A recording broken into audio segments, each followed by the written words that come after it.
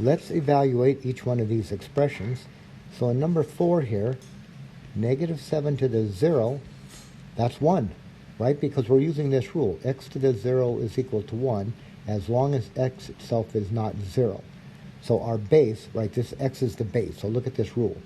The base, not 0. The base is any number other than 0. So if you raise a non-zero number to the 0 power, you get 1. We have a non-zero number to the 0 power, so this is 1.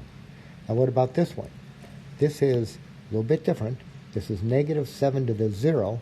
Now in this case, the 0 applies only to the 7, not the negative. If it was the negative, it would look like this one here. So what we get in this case is negative 7 to the 0 is 1. And what about this one here? Now we get, all right, let's look at this. What we're getting here is negative 7 to the 0. Here's the negative, and then this part right here, that's a 1.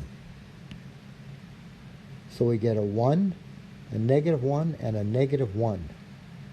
In number 5, we've got negative 2 to the 0 plus 2 to the 0. Now, a non-zero number to the 0 power is a 1, plus 2 to the 0 is a 1, so this comes out to be 2. In number 6, we've got 0 to the 2, 2 to the 0. Now, be careful here. The top number is just 0 squared. That's 0 times 0, which is 0. And the bottom number is 2 to the 0.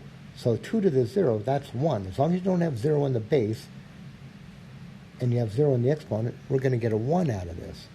So we get 0 over 1, which is, now 0 in the numerator is okay, not the denominator, that's undefined. So 0 squared over 2 to the 0 is 0 over 1, which is 1. And in number 7, we have 6 to the negative 2. We can rewrite that as 6 over positive 2, right? Our rule says we can change the sign of an exponent from negative to positive if we change the position of the base. So this base 6 goes from the numerator down to the denominator. And then actually this is small enough, we can even write this as 1 over 36.